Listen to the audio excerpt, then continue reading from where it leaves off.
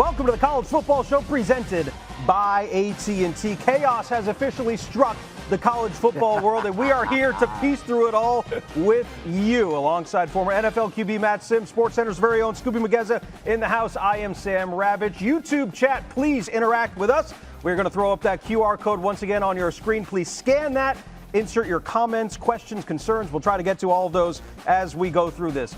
We're going to talk, is the SEC now guaranteed 5 teams? And conversely, is the ACC going to get a team into the playoff at all? Plus, at the end of the show, we're going to give you the College Football Show updated playoff bracket as well. But we're going to start this show the way that we always do every single week, and that is with 15 minutes of uninterrupted highlights, starting off with Oklahoma and Alabama. Scoob. SEC showdown, my boy. The 4th-ranked Alabama Crimson Tide taking on the 11th-ranked Oklahoma Sooners.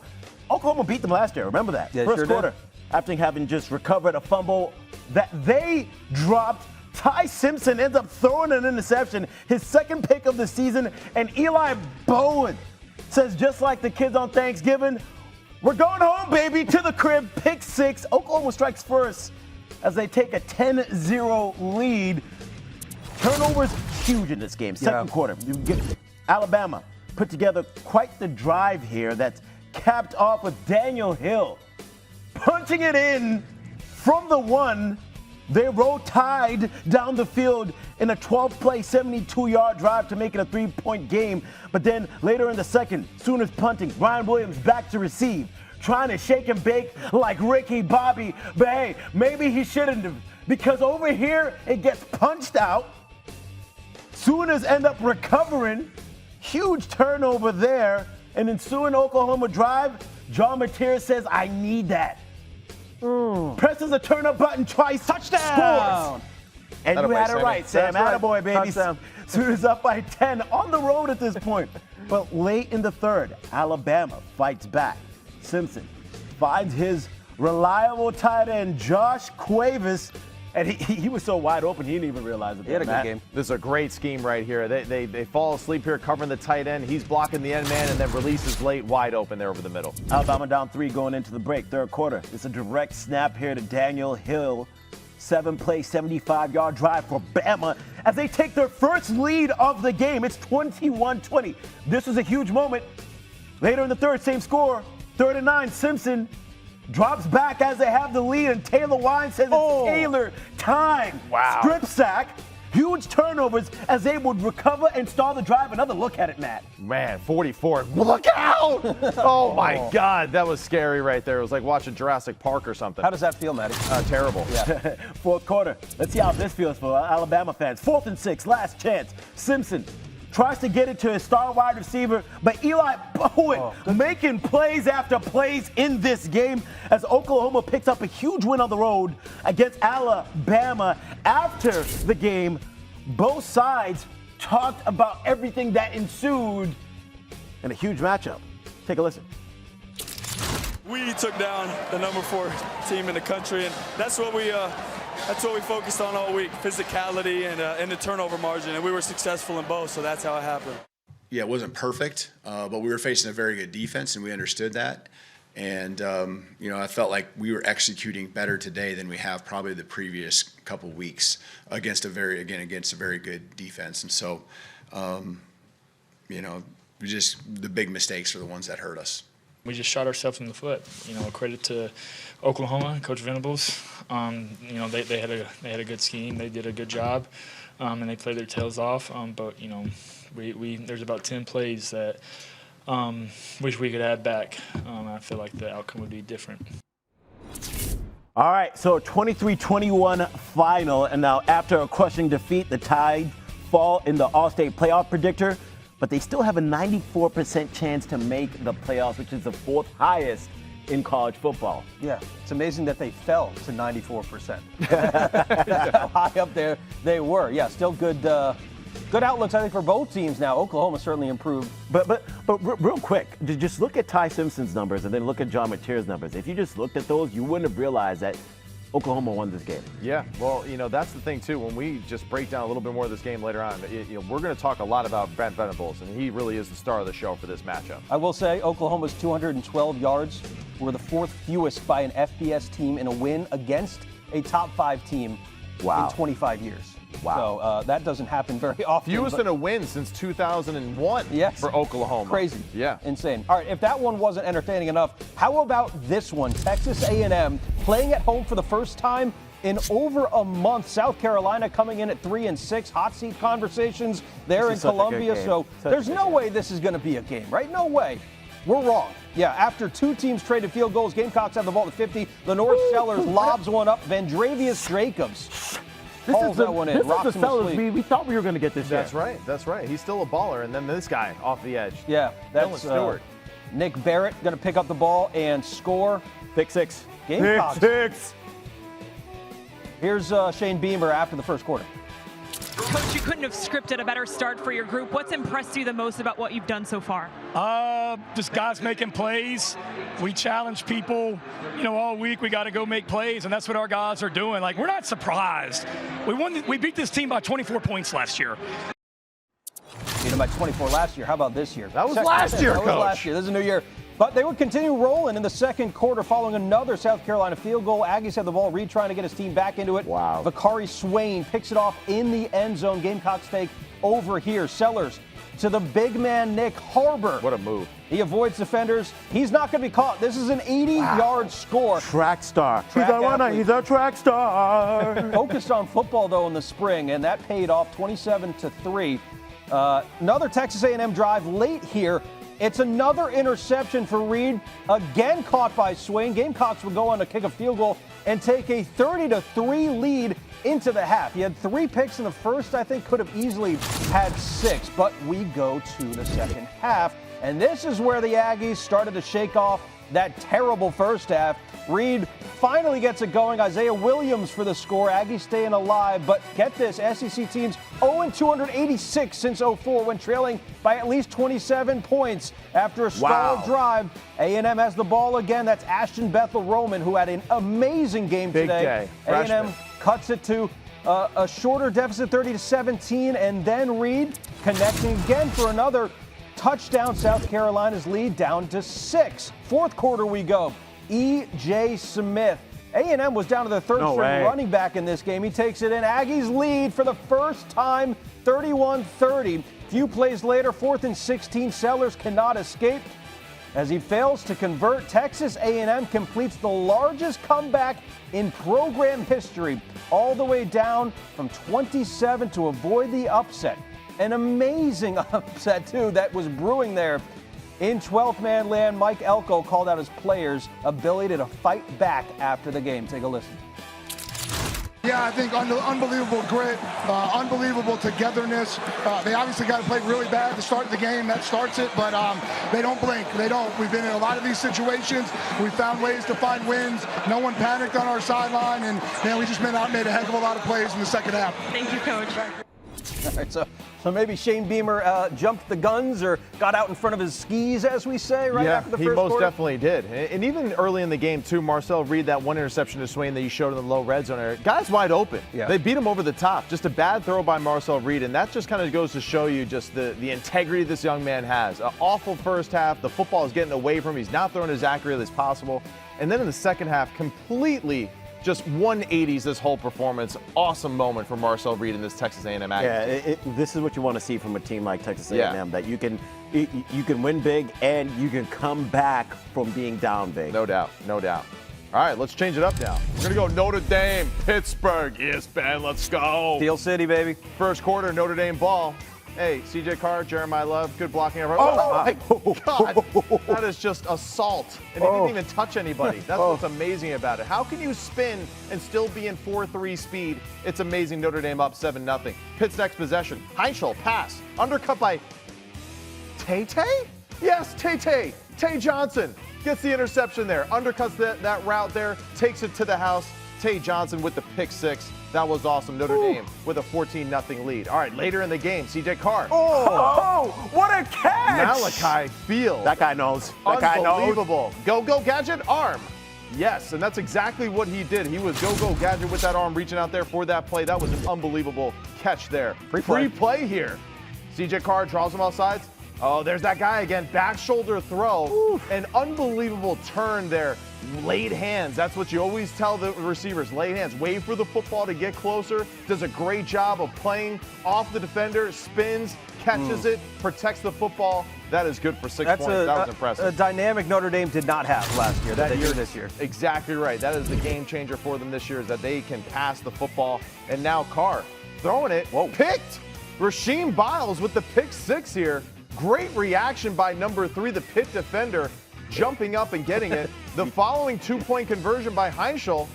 Don Schuler, number 8. He's got the ball. He's weaving. He's zigging. He's zagging. Looks a little tired. No way. Hey, look at it. He's going all the way? The crew was no working way. for him, and this is a pick 2. Incredible. A 2 pick. That's right. A toothpick. Let's hear more after what they had to say about this big win on the road.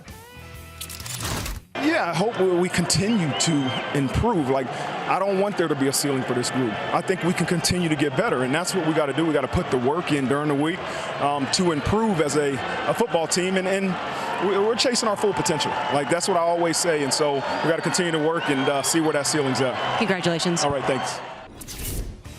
I feel like Marcus Freeman's like a really good motivational podcast speaker. You know, every time he talks, I'm like, I'm with you, Coach. I got to listen. Yeah. Let's go. And you could tell his players would definitely run through a wall for him because this is back-to-back years where they've done it. They've had a tough loss early on in the season, and then they just roll all the way until they get themselves into the playoffs. And I think they're playing some of the best ball in the country right now, and it's hard to argue against that. It really is. Yeah, tough road win there, 37-15. The final. All right, let's keep it in the ACC, which just continues to give us chaos week in and week out. Georgia Tech on the road at Chestnut Hill. They got themselves into a battle with 1-9 Boston College. This is one of those BYOE games, bring your own energy. And Boston College brought theirs early on, third quarter. Both teams tied at 14. Jordan McDonald with a 14-yard score. BC up by 7. Now 28-20. Here's Jamal Haynes with a score. Boston College still up by 2, 28-26. Later on in the fourth, Jordan Allen, 54 yards to the hoose. Woo! He is flying. That's what he said. You sound like my dog, Scooby. That's when you do that every time. Georgia Tech leads 33-28, right in my ear, too. 4 minutes left in the fourth. Boston College has it. Turbo Richard, one of the best names in college football this year. That is great. 43-yard score there. It's a little slim. I like that. 34-33 there. Boston College 2-point conversion. Yes. Nice throw. Dylan Longeran. Beautiful throw. Wow. Oh, he dropped it? Oh, no. Come on. Drops it. Boston College still leads, but this would be Allen rushing for a first down here, which would set up the Aiden Burr field goal. We've seen this already against Clemson earlier in the year and now against Boston College. This one wasn't as much of a fire drill, but it would end up being the game winner. Boston College did have a Hail Mary chance here. It would get batted down there near the 1-yard line. Georgia Tech hangs on, and I mean hangs on. 36-34, avoids near disaster in this one. Haynes King, another great one, 371 yards and a touchdown. He was dang near perfect, but Boston College gave them a run for their money, guys. Georgia Tech's been a little bit porous on the defensive end last couple games. I mean, that's really putting it politely. Their defense is playing awful really the past few weeks, and just the fact that the offense is as hot firepower as they have, right? And Haynes King, 371 through there. That's really the biggest thing. He was able to cut them up through the air. They didn't really do much on the ground with him this week. It was only 50 yards rushing for him personally, but as a team, they rushed for 200 yards. So pretty impressive win for them. Pretty big ACC implications there. There was also some pretty big ACC implications in Durham today, Natty. All right, here we go. Chandler Morris, number 19, Virginia. Good to see him taking play. on Duke. Yeah, good to see him back out there healthy. You're exactly right, Scoop. But let's give the football to Jamari Taylor. Jamari Taylor running through people right there to get into the end zone. Virginia takes the lead, 7-0. Second quarter, Cavaliers with the ball again.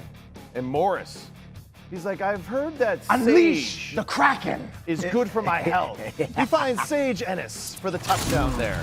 Goes up 14-3. 70-3 now is the lead for the Cavaliers. Morris, a little roll to the right. Man, full sprint across his body right there. Connects with Trell Harris for 6.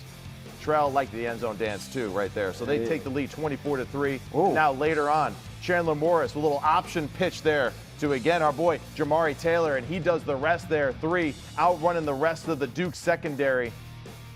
Big time, right, for this Virginia Cavaliers football. I feel like every time we try to just doubt this team, they just continue to survive and advance. And we were trying to hype up Duke actually, you two were trying to hype up Duke all week. I don't know about hyping up Duke, but we were certainly talking about the scenario where We they would love chaos. win We the, just wanted chaos. win the Yeah, title. well, that's over. So let's go to some other chaos scenario that we got. All right, let's see what Miami, because right now they're definitely there's definitely chaos within their fan base if they're going to be able to make the playoffs or not. We go to South Beach where they took on NC State. We'll pick it up late in the first quarter. Wolfpack looking to put some points on the board, but CJ Bailey says, "Nah, bruv, access denied." Pick 6. Miami goes up 10-0 early, and of course, Sam, it's a touchdown. I didn't even have to say it. Closing moments in the first half. This route by Malachi Tony is cold as ice. Ooh. Let's get a little replay of this one, Matt. A little out and up action here. Just the freshman there. Great job getting into the wake of the receiver that's in front of them there. And then, of course, the defender has no chance. With his change of direction there and that free release, he's going to win those matchups every single time. Yeah, and Miami ended up winning this game 41-7. This was ugly. Towards the end of the season, the thing that they can do right now is put BTA and show the committee that you're worthy of a playoff It's like, spot. who's the real Miami? Can we figure this out? Please stand up. Please stand up. It's so confusing watching this Miami team and also squaring them with the team that has losses to Louisville this year. No shade on Louisville, but like this team can play like this, but they can also play down to their competition. Yeah, no doubt. Thank you for saying that my Louisville Cardinals, they played down to their competition that day, Sam. Damn, that really hurt my feelings. A lot of there. interceptions. But you're right. Miami is a little bit of a conundrum when you look at their season. Let's take a look at our top plays from Week 12, guys. Go to the Ivy League. As usual, Cornell at Dartmouth, second quarter. Big Green running back DJ Crowther takes it in from 67 yards out. He gets a block from his quarterback, Grayson Saunier, as well, to give Dartmouth the lead. So a little running back and then a little quarterback help there. I wouldn't call it a block, but he did a good job of distraction. Yeah, it was just enough. Getting in the way. Listen, we're just making sure the Ivy League gets into the show some way, somehow. Yep. Our producer loves to do that every single week, so shout out to y'all. Now we go to the SEC, baby. Arkansas blocks the punt as they just missed the punter. The Hogs get a nice bounce and a breezy run into the end zone, baby. LSU would end up winning this one 23-22, but talk about a beautiful play. You got to be able to win the game in all 3 phases. They won it in 2 here because they had they ended up We see losing. what you were doing there. Sprint out to the right here. Bird looking deep. This is East Tennessee State at Western Carolina. My word. Hakeem Meggett. Look at him. Look at him track this football. Now that was Right? impressive. Looking left, That was looking impressive. right. It doesn't matter. Just put the ball in the bucket. Perfect All right, throw. Notre Dame's Malachi Fields, catch of the year entry here. First quarter against Pitt, free play. Fields elevates into the stratosphere, grabs the ball and comes down with the it. gift. Oh, what a catch! I knew it was coming. I knew it was coming. You're anticipating him now. Yes. Analysis. Who was Really that good guy? play. He knows what he's talking about. I'll tell you that. All right. It's debatable. How about South Florida versus Navy? Blake Horvath getting over the top of the defense, hits Eli Heidenreich for 82 yards. They would end up scoring on the next play, and Navy would win this as they continue marching towards a berth in the ACC Conference title game. Navy throwing bombs. That's right. All right, check Love this to out. see it. Watch how fast Dylan Stewart off the ball. Oh my God, was that scary and that violent? And then Nick Barrett picks it up. The big scoop and score. What do we call this, Scooby? A thick scoop? A thick scoop and score? A thick 6. A thick 6 scoop and score. Nick there we go. Barrett with the touchdown there early in this football game against Texas A&M. All right, so those are some of the best of Week 12. Now let's look at some of the not-so-hot moments from this Saturday. Go back to Wednesday night. UMass, Northern Illinois Minutemen putting up some points on the board. Field goal is going to be good. Cue the fireworks. They nearly pulled off the comeback, only down 42 with 6 minutes left after this play. Wow, there's dudes with their shirts off again. Everyone's having their This shirt is off. That's just the terrible. thing, right? All right, this Why'd you second guys one, do this? Why'd you Notre Dame. This is brutal, man. This is Clemson. It's so This is bad. Clemson. Is this a joke? It's so bad. I mean, Clemson tried to give this game away. They tried, Maddie, they tried. Louisville just could not hang on. Then you got the last-second field goal here, and, yeah, we're going to miss a couple of them. Yeah, we benched our starting kicker for the backup kicker, and, yeah, unfortunately, didn't get it done. All right, Notre Dame, Pitt, Jadarian Price says this man needs to pay for bus fare because I'm taking him for a ride. 43-yard return, but about the last 10 or 15 of those, he was dragging Carpenter, the kicker, all the way down the field like he was holding on to some handlebars. Jadarian Price, man, just such a tough runner. Not away. All right, time now for the playbook presented by Modelo. After their 2 losses to start the season, Notre Dame kind of went into hibernation there for a minute, but quarterback C.J. Carr has been spinning that thing ever since. Yeah. 8 straight games with 2+ passing touchdowns, good for 3rd most in FBS. Maddie, you know, Carr has kind of been feeling this thing out. Yeah. First year as a starting quarterback for Notre Dame, and he took it to Pitt today. He did. He played really well, and ultimately, again, like we've discussed in these past few weeks, the offense revolves around the offensive line, creating lanes for Jeremiah Love. And this is a great way for your quarterback to get into the football game. It's 1st and 10, 8:26 left. And what we're going to do here is we're going to down block everybody. So everyone's down blocking, tight end, tackle, guard, everyone. We're going to pull the backside guard for the kick out. And then the weak side tight end that's on the line of scrimmage, he's also going to wrap around, and he's going to be that lead blocker on that inside backer. Yep. And then Jeremiah Love, let's just watch the athleticism take place after that. So great kick out, great job, right?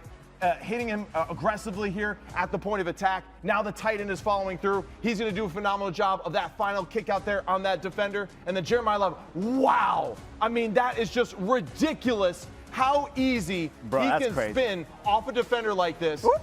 Man, look at that. Like, change of direction. And not only that, immediately goes to like 4 or 5 speed off of the spin move, right? And that's what's truly amazing about him. The fact that he can change direction. And look at this lane right here. Sam, I'm pretty sure you'd have a chance to get at least 6 yards on this one. Scooby, you'd get about 8. Okay. But Jeremiah Love, good. all right, I'll he's get going 2 to more the than house, Sam. man. Come yeah, on, I'm man. sorry. You know, you guys didn't deserve that, all right? I'm sorry. But that is just how ridiculous that spin move is right there. And look, that's his 5th 100-yard rushing game this season, which, believe it or not, actually ties his total from last year. That's amazing. So and we got games to play here. All right, so it certainly helps C.J. Carr to have a guy to hand the ball off to like Love. But it opens up the passing game for C.J. Carr to do things like this. That's right. And here we go, right? Pat Narduzzi and the Pitt defense, they're saying we got to get aggressive. We got to play really tight football on the outside and not give them easy completions on the outside. We get press coverage on both outside receivers. And for me as a quarterback, that's great. I get quarters coverage. So deep quarter, all the way across the board. It's a simple look for me pre-snap with the spread out formation. We're going to run all goes here. And I'm going to just take my one-on-one matchup at the pre-snap. We send a quick motion with Jadarian Price. We get them to jump off, right, with that. And now with that misdirection, I know I got a free play. Center, give me the ball. Yeah. Let's go. And let me take this one-on-one matchup here. And it's a beautifully thrown ball on the outside shoulder, back shoulder throw, man-to-man coverage like that. So quarters, when it gets down the field, it essentially turns into man coverage. But when we see this play, great job of adjusting. And look at the high point here. This is absolutely phenomenal how he's able to track this and turn late with his body with the football. His body now acting as a shield against that Pitt defender.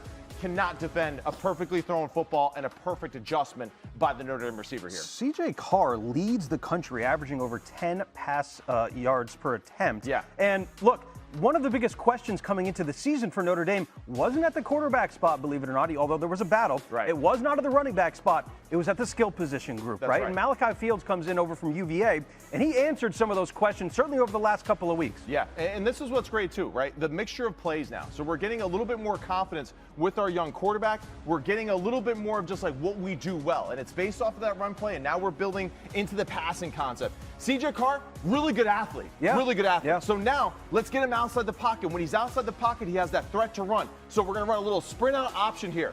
Back's going to block the end man on the line of scrimmage. Everyone is stepping to their right here. And now the receiver here, we have motion before the snap, so we identify that it's man coverage. This receiver knows, right, that he's being covered in man. So what does he do? He just needs to go up and just create a distraction again, right? So go up Get your body in front of the defender, right, and then break out and make the defender work through you to get open. And that's exactly how this plays out. Right there, that slight hesitation there, that's all they needed. And now he is breaking out leveraging the defense, and it's man coverage. They got to fight through that pick man. And he did a great job, too, of just not making it obvious for the rest for them to call that penalty. Yeah. So that's where it's just like great play design.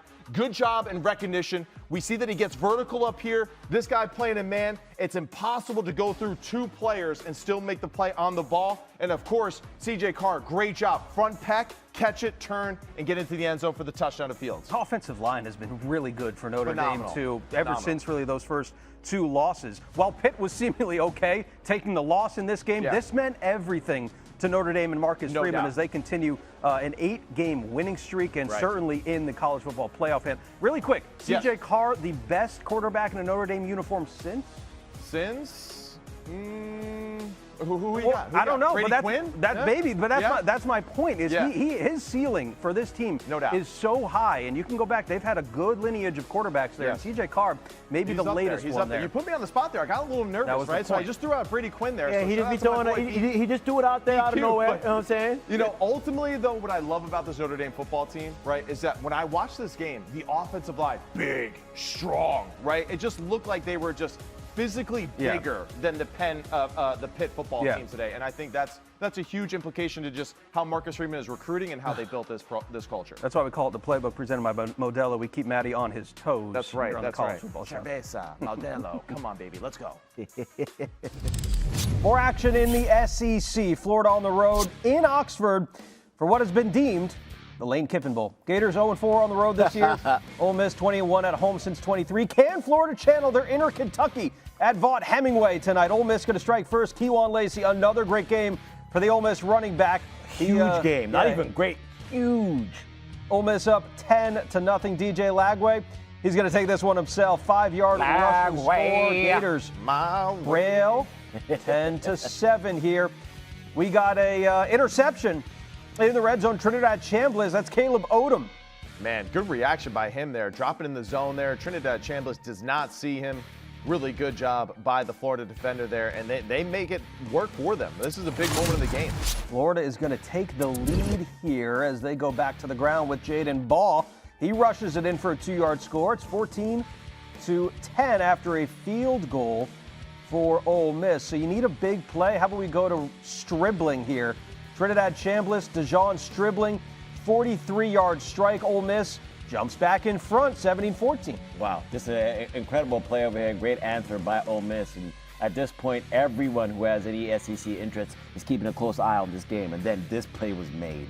DJ Lagway, absolute bomb. J. Michael Sturdivant, 57-yard touchdown. Florida making it tough on the Rebs. Great play design. Love this concept. The field post by Sturdivant and Lagway just, you know, as we say, hand it off. Yeah, I mean, that was one of his best throws of the season. No doubt. We mentioned him already. Kejuan Lacey, 59 yards on the ground here, putting the Rebels into tremendous position as the clock would tick down to 1 second left in the third. He'd be dropped there at the 1-yard line.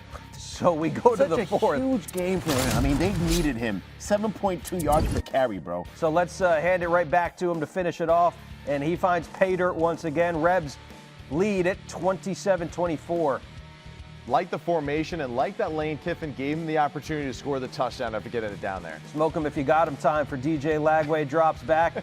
And J. Michael Sturdivant once again. It is incomplete. Turnover on downs. Ole Miss takes over in the red zone. They would add some salt to the wound because why not, right? Kejuan Slid him down the back and threw salt in the wound. Just one Who you more. think you're dealing with?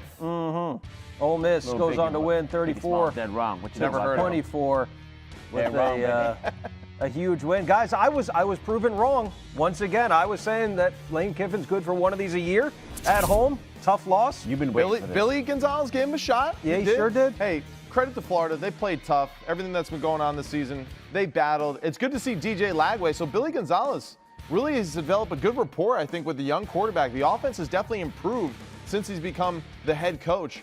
But yeah, Ole Miss, this is the type of game they live for, man. Those shootout styles, they can just play open and free. And Lane Kiffin, man, we know that he can dial up some really good plays. Because Ole Miss won, does that mean they get to keep Lane Kiffin? Is that how it works? Or Not necessarily, no. Yeah, I mean, TBD. We'll see. We'll see. All right, well, you want to talk about toughness. How about this team? The Georgia Bulldogs, 5th ranked in the country, taking on 10th ranked Texas. Go Dogs. All right, Texas going on the road here. They're leading 3-0 after an early field goal. Gunnar Stockton. Check out this throw. Unleashes the Kraken. Hits Noah Thomas for the touchdown. They lead 7-3. That was Thomas's 3rd touchdown in the last 3 games. Now, this is a methodical drive here by Georgia, and Stockton connects with who? Thomas, running back. 2nd time in the game. Texas is 2-2 when trailing at halftime this season. They're down 14-3. 3rd quarter. Stockton going to throw here, and you don't see him do this much. No. Great, that's a 3rd great interception of the season. Texas gets the ball back with some momentum. This defense was clutch. A few plays later, Longhorns on the goal line. Arch Manning.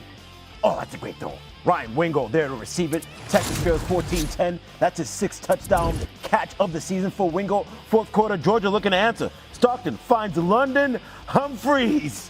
Oh, yeah. 30-yard touchdown. But then Kirby says, we're going with the onside kick like we're playing Madden. Yes, no mercy at all. How can you not like this guy? Sweep the leg. Sweep the leg. Awesome. First onside kick recovered since 2013. First one under Kirby Smart. And then they would score a touchdown. Stockton to Lawson Lucky. 2nd straight game where he has 4 passing touchdowns. And then how about we continue to add on it? Stockton runs in for a touchdown. Georgia would end up winning 35-10. 25 points is Texas' largest loss over the last 10 seasons, y'all. Talk about BTA. Talk about Gunnar Stockton because he balled out. Noah Thomas, 2 touchdown catches. Arch Manning did what he could. Having the bye week, I kind of wish that they didn't. Because he was cooking Texas, for those next 2 weeks. Texas, man, their running attack was just no, it was awful today. Yeah. They couldn't run the ball worth a damn. And that's ultimately what it comes down to, is just the fact that, like, all right, hey, let's look at the stats here for Georgia. 128 yards on the ground, 35 rush attempts. So there's like a conscious effort of, like, we're going to continue to run the football no matter what. On the other side of it, 17 attempts by Texas, 23 yards total. Right now, that adds also to, Arch Manning and some of his losses that he had, but still, overall, it's about the toughness, I think, for Kirby Smart and this football team that I always just kind of like marvel at and enjoy, right? Because it's not about like, hey, the Johnnies and Joes, a lot of the good guys are playing the NFL and all that. I get that. But the onside kick, the toughness of his quarterback. Such a dog move, Mike man. Bobo. You can't tell me, like, as we continue to progress in the season, Bobo's in his bag. You got to be pleased by how Bobo in this offense has evolved week to week and has gotten better. Your larger point, though, you can't tell me that there is a discrepancy or at least a margin between these 2 coaching staffs. Right? That was more evident than ever. Texas coming off a bye. Georgia, I mean, they've been rolling as of late. Yeah, the offense has been going, but Kirby Smart, a much shorter time to prepare for this game.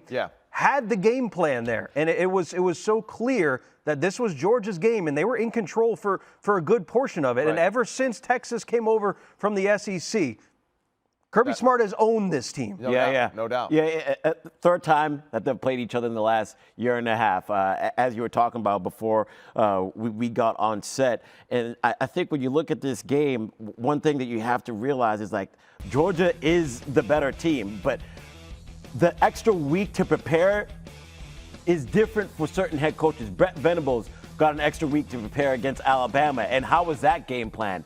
And then Texas gets an extra week to prepare against this Georgia team, and Georgia looked more prepared, quite frankly, if you ask me. And this Texas defense did everything that they possibly could to keep them in it. But that throw there was Gunnar awesome. Stockton was unstoppable in this game. 5 total touchdowns, as you're seeing on the bottom screen right now. And I think that Gunnar Stockton should be considered, or at least in the conversation of the Heisman, because the way that he was so in control of this offense, he was methodical, making throws on time. Had only 1 incompletion in the 1st quarter. He was able to run the ball. This Georgia team can hurt you in many different ways. They can run, they can pass, and the quarterback is effective in the run game as well. I think they're a complete football team, and they showed us that today. Yeah, and you said it best too, right? When we were doing the highlight, it's just like he doesn't do that. He doesn't throw interceptions. So we were always like, whoa, hey, he is human being. Like, he's a man. He can make mistakes, but it's how he responds and bounces back to that, right? That was a Rocky reference, just so you know. Yeah. But either way, I just commend Gunnar Stockton and the way that he plays.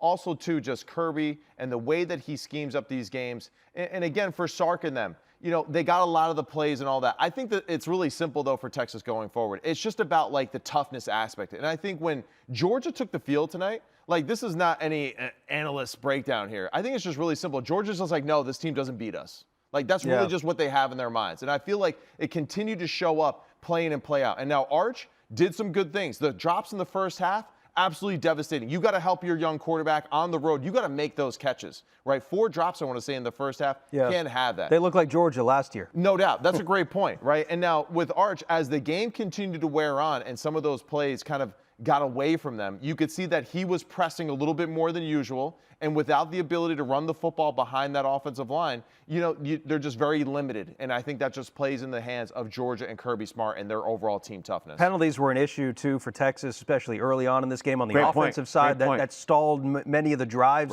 that they had as well. So that's something they're going to want to fix real quick. And we can talk about this as we move forward. Yeah. Third loss, deadly for Texas, or are we still I holding thought out they were hope? hanging on by a thread anyway as a 2-loss football team in this, and I know a lot of people in the committee kind of ranked them high to keep them in the mix of it. Right. But I just don't know if they are a playoff caliber football team, honestly, after what we've seen this year. Okay. It's like Call of Duty. They're on their the last man standing right now. Right. You might have a chance to keep on playing in the video game. Gotta get back up. Now that depends if you beat Texas A&M. But I think when we talked about Texas being a team that can still get in the playoffs as a 3-loss team, the idea behind that was, okay, they can lose and split this Georgia-Texas A&M game, but they can't get smacked. They got smacked by Georgia, and they did not look like a team that belonged on the same field as them. And offensively is where you see that. Defensively, I think they have one of the best defenses in the country. This is probably the best defense that Georgia has faced this season. And it looked like that for the majority of the game. But when you get that onside kick, when you turn the ball over, when the sacks happen, when the offense gets 3 and outs, those type of things, it ends up being a bend but don't break, and they just continue to bend and bend and bend. Georgia's not a unbeatable team, as we've already seen this year. Like, look at this Texas defense. I mean, they were getting after Gunnar.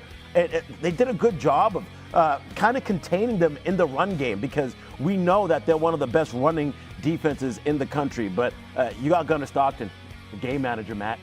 Game man, he's a baller, man. He really is. I mean, I'm so impressed by the way that he plays. And Anthony Hill's interception here was super impressive because he really baited Gunnar into this throw in the first place. He kind of dropped to like the weak hook area and then all of a sudden just beeline and turned to undercut it. So he really played Gunnar on that rep. But, again, when we go back to this and we look at the film, yes, the Texas defense is going to show up.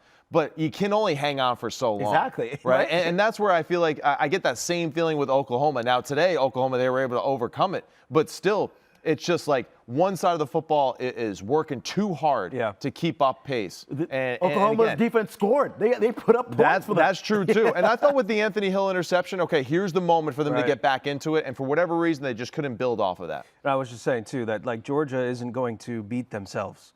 Yeah, you're going to have to go in and beat Kirby Smart for sure if you want to beat this Georgia Bulldog team. We've seen them lose games already, but they weren't losing tonight. So let's take a look at some of the social reactions here. We got a lot of love coming in for the Dogs. Y'all hate on UGA so much, but November Georgia is the real thing. Where was the Georgia hate? I don't remember that. Gunnar for Heisman, 5 touchdowns. I'm with you, Dizzy. I see you with it. All right, Georgia always peaks at the right time. I can't hate as a Texas fan. That's real. That's real right there. Coach Kirby, just a better coach than Sark, will never outcoach him. Saban passed his torch off to bro. Hey, I won't really argue with that right there. When you look right now, that's pretty accurate. Yeah, exactly. Everybody outside of Alabama, Yeah. He just needs to get that Alabama monkey off of his back, right? But it's strange though. Like I don't know if that first comment was accurate, because I feel like we've been pretty supportive of Georgia the entire season, and we've been shocked by just how good Gunnar has been. I think even Georgia fans, you can't tell me that you knew Gunnar was going to be this damn good in his first year as a starter. I just saw DJ hop up. Damian Johnson, y'all see him in the YouTube chat. I got the YouTube chat right here. Our boy, big Georgia fan. Congrats on the win tonight, buddy. But hey, Don't do that to him. Don't. He's already got a big enough head already. But like I did ask you on Tuesday, and we're at this point, but then we're going to move on to our guarantee. But I saw that this Georgia team was humming. I asked you, which one do you believe in more right now, Georgia or Alabama? And we got to this point. Yeah. And now you've decided. Yes, I would like to change my answer. Right? Because no, I mean honestly, yeah, it's of course with Alabama, the defense is a good unit, right? There's no doubt about it, right? Ty Simpson, the way that he played. All right, hey, it wasn't great today, right? Oklahoma got after him, but. Yeah, I don't know. Maybe we're turning towards maybe following the Georgia Bulldogs a little bit more. Quite now. Possibly. Let's continue our Alabama conversation How dare you do that to as me, we start our time for guarantee of the game presented by AT&T. Guys, after the opening week loss to Florida State, Alabama went back to work, winning 8 straight, including 4 straight against ranked opponents. And then on a warm Saturday night in November, a desperate Oklahoma team came into Nick Saban Field, knocked off the Tide. However, despite the loss, and this is updated now, odds are in Alabama's favor. So 81% chance to make the playoff They keep changing it. for Alabama. Well, results come in. We changed the All-State playoff predictor. So, all right. The SEC was near chaos scenario today with a couple of teams getting pushed to the brink. Alabama loses. Oklahoma gets a massive win and remain at least in the college football playoff hunt. We saw what happened at Texas. We'll see what happens with the committee on Tuesday, guys. But is the SEC now a lock to get 5 teams in to the college football playoff? Ooh, 5 teams. I'll take that. I'll take the 5 teams. I think they are. Yeah. If you're going to put the over-under at 5, I'm going at 4.5. I'm going over, because when you look at the 5 teams that can possibly make the playoffs in the SEC, right now I'm looking at Texas A&M, right? Then you got Georgia. So those 2 teams, we know those are currently the leaders in the SEC. And then after that, you're going to have Ole Miss. That's number 3. And then Alabama. I don't think you kick them out completely from the college football playoff, right? Maybe they drop to 10, maybe yes, to 10. That's the furthest that I see them. But then Oklahoma jumps up in there. We know they have 2 losses. So you have 1, 2 2-loss teams and 2 1-loss teams and 1 team that's undefeated. So already at 5, you could make a great case for those teams. Now, Texas being a 3-loss team, I don't think you throw them in there. You can't really make much of a case, but I will make a case for Vanderbilt, because if they end up winning out for the season, their last game to be able to make a case is Tennessee. If you get a good win against Tennessee and Tennessee continues to win all the way throughout the end of the season, then you have a case to get into the playoffs. We're not just 5, but we end up with 6 SEC teams. No way Vanderbilt makes it. No way. No way? No, I don't think so. You're leaving a 10-2 Vanderbilt out? Even with a win over Tennessee, and even an impressive win, I just don't think that they have enough, right, to get through it. And I think their resume, too, is like, it's good. There's no doubt about it. I mean, they're a good football team. But I think just overall, there's a lot of gaps with this football team, right? And it is just too heavily predicated on Diego Pavia and how he runs that offense. Yeah. Here we go. So week 13, right? Alabama, Eastern Illinois. Oklahoma's got Missouri. Vanderbilt's got Kentucky. That could be a scary football game. Those are your 2-loss teams. I'm going to look in the chat right now. YouTube chat, see what y'all saying. Oklahoma's got the tougher route here. I know everyone's like, oh, yeah, Missouri, LSU. Both defenses are very good. Both defenses can play very stingy and slow down opposing teams' offensive side, especially, too, Oklahoma's not like a firepower offensive unit anyway. Missouri and LSU are absolutely capable with their defenses of upsetting Oklahoma. So it's really going to be about just like John Mateer finding a way to win, reeling off some of those sudden change moments for them, what their defense does for them. Oklahoma's defense obviously has kind of carried the weight of this team, as has been talked about for much of the season. I mean, it's best defense in the SEC. Right, but now we're starting to see them turn teams over, right? Through the first 8 games of the season, they forced 4 turnovers. Yeah. The last 2 weeks, they go on the road against ranked opponents. They got 6 total in those 2 games of forced turnovers. And by the way, they have a total of 30 points off of those turnovers over the last 2. So that changes the dynamic if they can start now forcing turnovers on the defensive side, give Mateer the ball back in some positive yardage situations there. And I don't know. I want to share this stat with you too, right? In the second half of this Oklahoma-Alabama game, do you know how often they pressured Ty Simpson in the second half? 53% of the time. I asked you what the recipe was on Tuesday, and that's what you said. And I couldn't believe that Venables actually did it. Right? That's the amazing thing. Pressure 53% of the time, 3 sacks, 15 total passing yards. Yeah, and I don't know the hits, but I'm sure there was some more hits to it. But it's just the physicality of this team and what it is too. Venables lined up 6-7 defenders near the line of scrimmage consistently. So that forces Ty Simpson and the offensive line to really focus on, all right, we're sliding to these players here on this side. Every single time that they would slide to a certain way, the opposite group would blitz. And that's something that I feel like Venables in the group, like they were just like, hey, wherever they go, you're the guy that blitzes, you're the side that drops out into coverage. Even the slant pass that he threw that was intercepted there by Bowen. You could see the safety damn near runs the route for him. He's anticipating that quick throw into the boundary. The corner falls off of it and gets it. But, like, just masterclass. Yeah. As far as defensive structure by Venables today. Best win of his career as a head coach at coming in on the hot seat. So hey, that's another game where they're able to get a win against Alabama 2 different times because they got it against last year and now they get it this season. And then just the way that they played in this game, Sam was just about to say it. Brett Venables was on the hot seat, if you want to say, at the start of the season, and now here it's we hot, are. But for a different reason now. Right? Yeah. That was real good over there. You gotta wait. You gotta wait for that soul. We're waiting on that. There's plenty of coaches on the hot seat that we can talk about here. What's the real quick? What's the chat saying, Scoob? What's the general consensus in there? All right.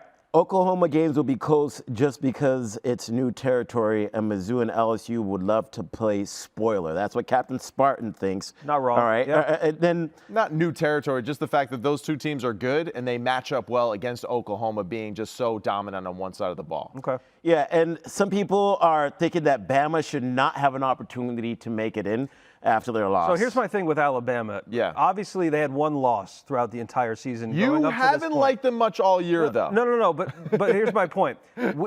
With a one-loss team, we're not talking about the loss. It really doesn't even matter that they lost that game. All of a sudden, you lose another game, and folks are like, oh, yeah, that other loss was to Florida State, right? Yeah. So that kind of brings into the equation and we'll see how the committee deals with that. But the Florida State loss, as that second loss, brings that weight down a little bit. For as good as Alabama has been with those 4 straight ranked wins without a bye, that like had never been done in SEC play. That Florida State loss is still there. We can't forget about it. No, it's a great point. It really is. And I think ultimately that's why I kind of kicked Texas out of this conversation, right? Because of their loss to Florida, which has a very similar resume, right? Where it was high expectations for both Florida teams and it just didn't work out. Yeah, and just a couple more things as we address these clinching scenarios that I see in the YouTube chat. Some people are saying that, hey, what about if Vandy wins out? Hey, we need to make Bama earn their respect again. Shout out to Queen Geek World. You're up in there. But, hey, these are the clinching scenarios for the teams now as we head into Week 13. And as you can see, things are easier for Texas A&M and Ole Miss. There's a lot of riding up there for Alabama especially and Georgia as well. They need Alabama to lose or Texas A&M loss or Ole Miss win. And well, Bama just has to win. That's all they kind of need to do. Yeah, just win. If they keep on winning, they can pretty much. And strength of schedule over Georgia. Yeah, that's a tiebreaker there. A lot of different scenarios there. All right, we got Tyler chiming in here, Scoob. What do we got? Yeah, okay, so where does this Oklahoma loss drop Alabama in the playoff picture? Tyler, that's a great question. Tyler's actually in studio with us. Shout out to Tyler. Shout out, Ty. Wow. Well, we're going to bring up the bracket in just a moment in the show. So we're going to bring up the whole college football playoff bracket, and we will address that question, so stay tuned for that. Okay. Before we get to that, we do have quite a few Saturday shout-outs that we want to get to. A lot of great action across the country here. We start Jeremiah Love, who was just loving putting up points against the Pitt Panthers today, so much so that he tallied twice as many rush yards as the entire Panthers team had all afternoon. Another 1,000-yard rushing season for Love there in South Bend. What's impressed me most, guys, though, he's found other ways to get the ball. 26 catches for 274 yards this year and 3 receiving touchdowns. He's averaging 10 and a half yards per reception this year. So I feel like we have kind of forgotten a little bit about Jeremiah Love after the preseason Heisman talk. But, man, he is one of, if not the reason why this team's on an 8-game winning streak. Yeah, he's making an effort, right, to get there to New York. There's no doubt about it. And you know what I like, too? He's keeping his feet on the ground a little bit more. Not jumping and leaping over people. He's not jumping and leaping. He's a little bit more ground, a little bit more jump cuts. Spin move was nasty. Yeah, the spin move, of course. He's like, why do I have to jump through these people when I can run around them and run through them? And shout out to Notre Dame for finally realizing, hey, let's just give these guys the ball as much as possible because their first 2 games of the season, we saw that they weren't really able to get the running game going. And as they've gone on this win streak, Jeremiah Love and Jadarian Price have really taken over. Okay, for our second shout out, you have to give it to Texas A&M and their big comeback. Teams were 0-286 when trailing by 27 points in SEC play since 2004. Now, Marcel Reed struggled in this first half of the game. They couldn't even get the running game going. They had a net total of -9 rushing yards in the first half. But then something was awakened. I don't know if they had Michael Jordan's secret stuff in the locker room or was it Tom Brady's secret stuff. Yeah. But whatever they did, Matt, I hate to say it was like a 28-3 comeback. Dude. that they were putting together to win this game. You guys are not cool for that. That is not cool. That was like the first thing I said to Matt when I walked in. Wow, yeah. Yeah, little note, Matt was on that Atlanta Falcons team. Well, we got to say it on camera, too, for the people to get that joke different as well. Different stakes between those two games. But it was different. Some of those you want to forget if you're on the side of Shane Beamer in South Carolina. It was hard not to jump back to last year, though, and I know Shane said that after the first quarter, like, we beat this team by 24 last year. Yeah. But the bigger picture in that was it kind of sparked a downfall for Texas A&M, and I'm sure Aggies fans are watching this game and they're like, here we go again. You know, last year they lost 4 or 5 down the stretch, 4 straight SEC games. This was different. This is a different Texas A&M team.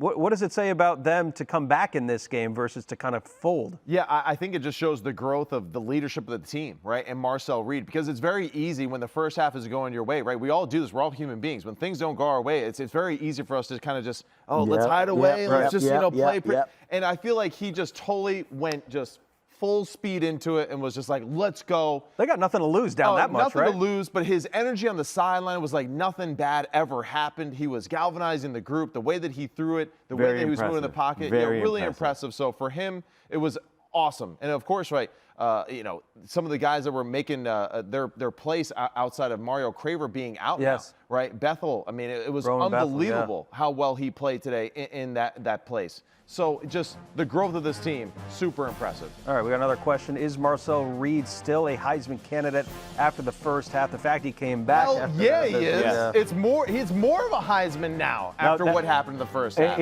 Everyone wants to say, okay, if you're going to be a Heisman candidate, you have to have your Heisman moment. For me, this was his Heisman moment. He still has another opportunity to do so against Texas. Once again, I said it earlier in the show, that is one of the best defenses in the country, Texas. They showed that to us today against Georgia. But what we're seeing from them is very impressive. Marcel Reed, way to show resiliency to come back and put those numbers up in the first half. That is the heart of a warrior. That is the heart of a Heisman. Yeah, I think one of the misunderstandings about the Heisman Award is that a player has to be perfect. That's not what a Heisman is. Perfection. Yeah. No, it's not. It's about dealing with adversity, too, and how do you handle when you're down. Yep. So, all right, the chair of the College Football Playoff Committee came on the rankings show with Reese Davis and said, well, we like Texas Tech, but they need to score more in the red zone. Message received. More touchdowns. Joey McGuire said, hey, Jacob Rodriguez want to play offense today, and the linebacker became the second Big 12 player in the last 20 seasons with a rushing touchdown and a defensive interception in a single game, joining who, guys? He did the Heisman pose. Who does he join? He joins Travis Hunter. Of course, it's the two-way superstar. But you see them; they're trying to get Jacob Rodriguez into the Heisman. He should be in. And he honestly doesn't even do anything on the offensive side of the football. He had that interception today. The way the forced fumbles that he's created, the leadership that he has in this football team. The mustache. Yeah, the mustache, exactly, right? I mean, it's a great story. Texas Tech, I love it, and Rodriguez is a huge part of the reason of their success. He played quarterback in high school, too, so I don't think this was really anything new to him, but Yeah, impressive nonetheless. And Texas Tech, they were scoring some touchdowns. So let's see what the committee chair has to say this upcoming Tuesday. Now, I saw some people in the chat bringing up North Texas. Here's our shout out to North Texas because their running back, Caleb Hawkins, had a day. You talk about running the ball at an efficient level. How about doing so and scoring 5 touchdowns versus UAB? First player with 180 yards rushing, 5 rushing touchdowns in a game. Since who? Ashton Genty. Ooh, that's a good one. Good news for North Texas is that South Florida lost to Navy. Now JMU, Tulane, and North Texas all have the best odds since USF lost today. But just an incredible performance from Caleb Hawkins. This offense has been humming all year. And I think they have shown that they have the ability to be explosive and show some people that, show teams that are ranked ahead of them that they can put up some numbers if any chaos happens. But this is South Florida's result against Navy. That was 38-41. And here is the percentage chances with the group of 5 teams to make the college football playoff as the 12th seed. James Madison leading the way with 43%. Now, Tulane 8-2 after taking down Florida Atlantic. Losses to Ole Miss and UTSA. They also have something else other schools don't have, and it's multiple wins over power conference schools in Northwestern and Duke. So if you're Tulane, that's the case that you're making. But it's still a little bit of chaos here with the group of 5 teams as we try to make our decision on who gets to go. It is chaos. Different conferences there too, James Madison, and then the AAC with both of those 2 other teams there. It'll be interesting to watch down the stretch. I think this is a real toss-up, but you mentioned Duke. Speaking of Duke, the Blue Devils, they had a tough one today. They did. Lost by 17 to UVA this afternoon. Georgia Tech is 1 win away from punching their ticket to the title game. UVA, SMU, and Pitt are the other 3 ACC teams, all with 1 conference loss. Shout out to the ACC and all of the, we'll call it the All Chaos Conference right now. Yeah. I want to read this. It may take a second. For those Miami fans wondering how they can make the ACC championship game, I have the scenarios for you. Follow me. So what's the scenario? Follow me. So Miami needs a win over Virginia Tech and Pitt. Okay. Those are their final 2 remaining games. And then you need Virginia to beat Virginia Tech, Pitt to beat Georgia Tech, Duke to beat UNC, SMU to beat Louisville, Cal to beat SMU, and Wake Forest to beat Duke. Got that?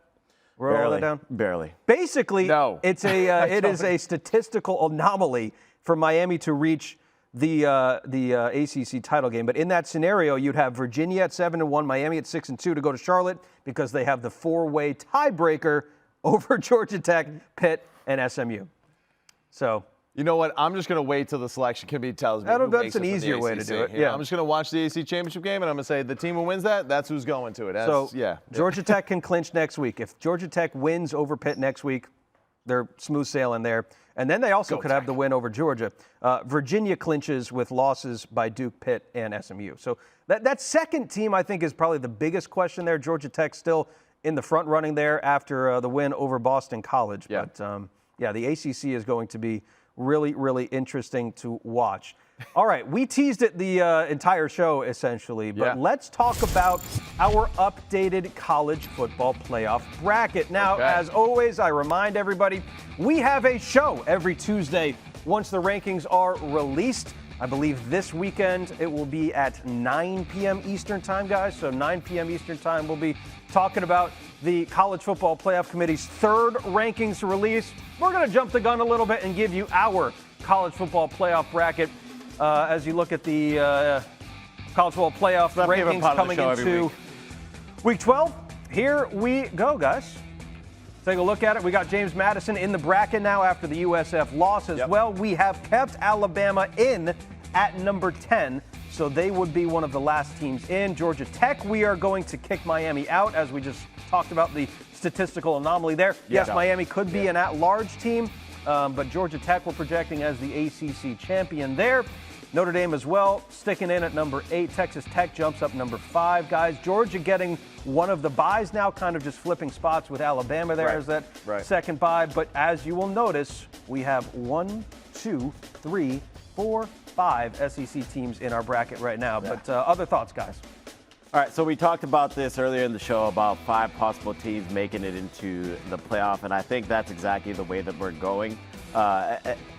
This matchup right here, this 9-8 matchup, fascinating when you talk about 2 defensive teams that want to be able to run the ball. That's going to be a lot of fun to watch. Georgia Tech, Ole Miss, another great game where it's strength on strength, right? And then Alabama, Oregon. I think this would just be a high-scoring affair, quite frankly, with the way that those quarterbacks can sling that thing, you feel me, all around the yard. But then the first team out, BYU and Texas. We're still waiting on the BYU result, so we'll see how that goes. But Texas as the second team out, I think that's the right call. Now, even if they beat Texas A&M towards the end of the season, I'm not sure how much that will help them because you got smacked against Georgia. If that game was closer, you would have a better case. But I think the best that they can do now is be the first team out. The one thing that I'm noticing here is we could have an all SEC semifinals.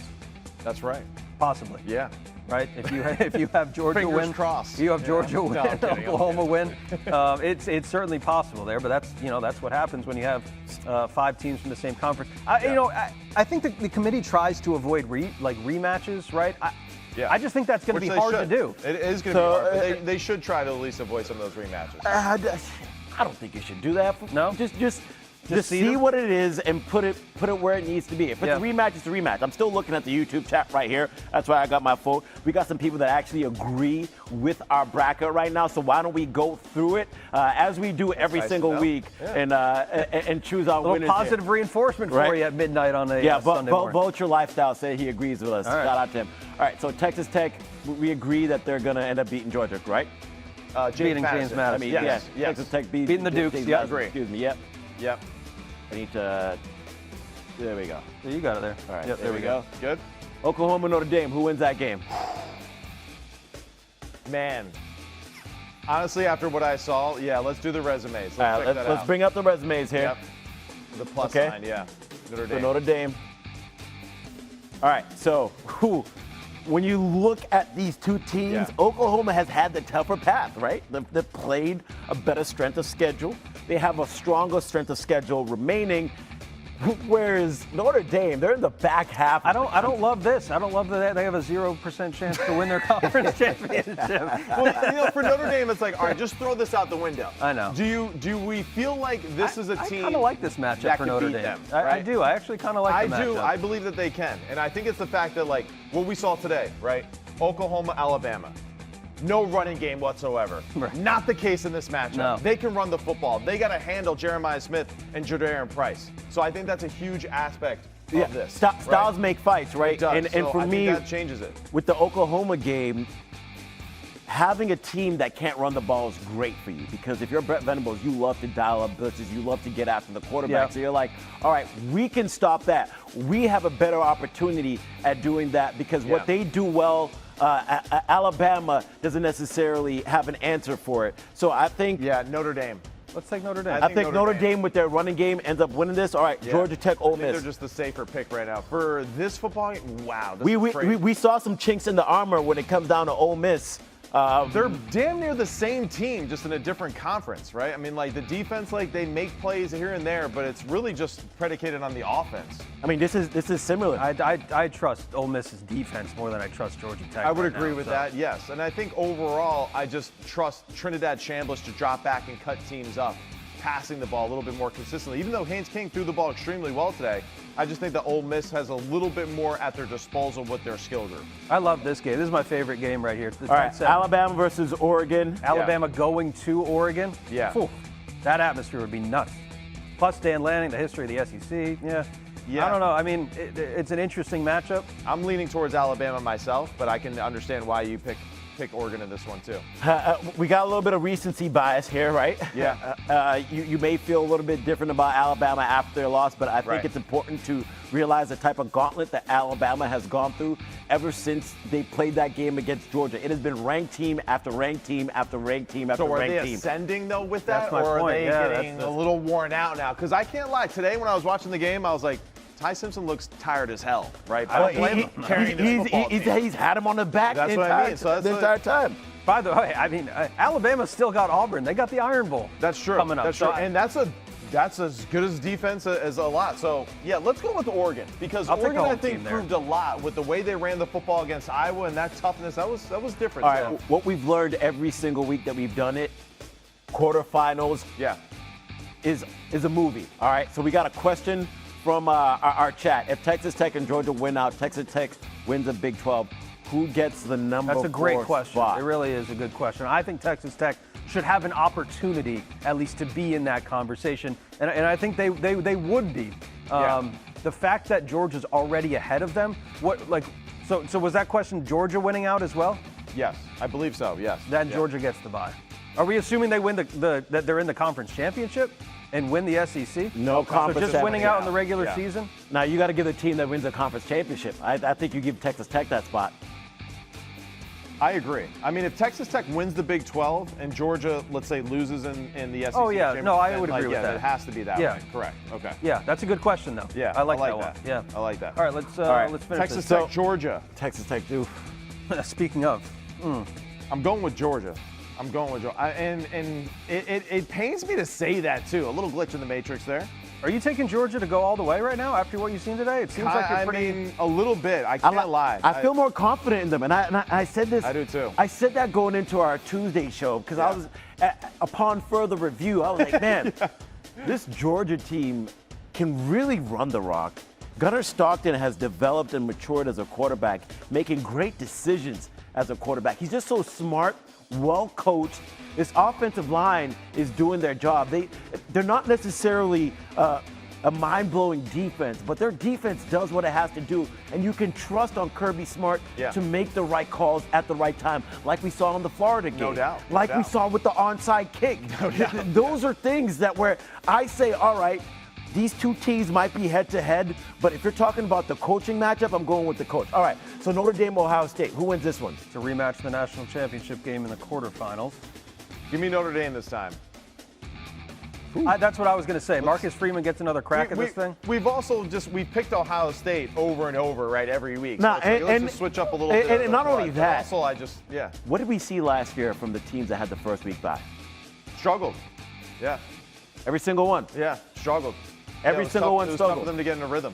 Yeah. All right, so we'll go with Notre Dame there. Right. Ole Miss, Texas A&M. Who we going with? Texas A&M. Texas A&M looks good.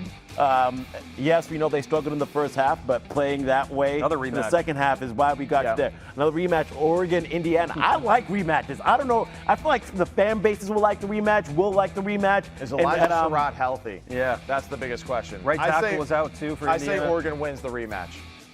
Too many things were just relied upon just Mendoza, Elijah in critical moments. I think that's very tough to duplicate that again by how. And Oregon showed us how good they can, how strong of a running team they are against Iowa, running for 280 yards there. All right, we got a semifinal matchup. Not all SEC. It is Big Ten, SEC, and Notre Dame. So we have an all Dan Lanning championship game with Georgia making the championship and Oregon making it. Yeah, this is a really tough matchup again, too. And I feel like Notre Dame does match up well against Georgia with the style that they play. Yeah, I like that. I like that, too. There's something about Gunnar that I feel like I'm going to give him a little bit of the edge in this discussion. I'm buying more Gunnar Stockton stock after this week. That's how I feel. Stock is stocking. It's stocking. All right, This is a toss-up, man. I don't know. I mean, you could go either way. It really is just like kind of what team do you prefer to win. Yeah. I'll take Texas A&M. Give me Mike Elko. Give me we got an all-SEC championship game. One thing has been a constant every week. We have had Texas A&M in the national championship. That's true. We have, yeah. No, you're right. That's a constant that we've done every week. Might as well pick them to win then, right? Texas A&M hasn't won their conference championship since they've joined the SEC. They haven't played in one since they joined the SEC. Yeah, now we're picking them to win the national championship here in 2025. Well, we don't know what the hell we're talking about, so that's why we do the I thought we did know what we were talking about. That's why we make game picks every single week. We weren't supposed to let them know that. And, yep, Skubie right there. Skubie right up there. Skubie. Your boy went 2-0 this week. Took Oklahoma, so we're at 14-8. We're making y'all some money in the chat, though. I can tell you that. It's been a good year. 15. We had to make up for it for last year. I'm just falling apart right now. We had to make up for it. Damn it, Tennessee. Damn you, Louisville. Just broke my heart. By the way, real quick, how about the win for USC today? We didn't really talk about that. Oh, I know. That was an awesome game today. Yeah. That really was. That was a huge, just like gut check for them. Jaden Maiava, man, what an impressive game. Filthy. Lemon, unbelievable. So are you going to pick them on the road? Give me USC, baby. Let's go. All right. I didn't know you did this. Okay, that's real. That's real. Damn. Yeah. You were just picking Oregon to be in the end. You got to make up some ground. I got to take some calculated risks here. We're not picking against the spread or anything. The playoffs should be like 2 points. Fair enough. Yeah. Ball guy knows what he's talking about. Hey, thanks, man. Matty, I didn't know you were in the chat, man. What do you mean? You're typing your own stuff out there. Ball guy knows what he's talking about. We both picked Oregon here. Yeah. You care to comment on the game at all, or no? Nerds. I love the way that Morris throwing the ball. I know they played on Friday night. For anybody that had an opportunity to watch that game, you got to trust the quarterback there. Yeah. I trust him a little bit more. All right, this one, again, could decide if Georgia Tech makes it to the ACC title game, punches their ticket. Will they win over Pitt? Matty, who you got here? I got to go with Georgia Tech. I'm sticking with my team that I feel like was the best team in the ACC from early on, and I just think of Haynes King and their offense. They can win a shootout. They can win a tough one. I'm just going with the quarterback. Georgia Tech. I found Pitt's win streak a little fugazi. If you looked at who they beat in their win streak going into the Notre Dame match, it really wasn't any opponent worth barking at anyway. So I'm going with Georgia Tech. It's just hard for me to pick a team, too, that said that the game wasn't important this weekend. I'm going to take him at his word, though. I'm taking Narduzzi at his word. He said that this game was the most important. So I'm going to take him to win this game. Well, yeah. We'll see. That's the new age college football. He was right about Oklahoma, Alabama. Yeah, but I was also wrong about a ton of other picks so far this year. So don't take my word for it. That's right. All right, guys, we are out of time. Can you believe it's already so been humble. Can you believe it's been 12 weeks of college football already? I mean, this season has flown by. This has gone super fast. Yeah. But it's been fun. And we had a guest in studio. Tyler's over there. If he was over here, I'd tell him to step up on camera and say body out, but whatever. All right. We'll see you on Tuesday night again, 9 p.m. Eastern time. We'll be here on the ESPN College Football YouTube page, but that is going to do it for us tonight. Where the hit? The College Football Show presented by AT&T.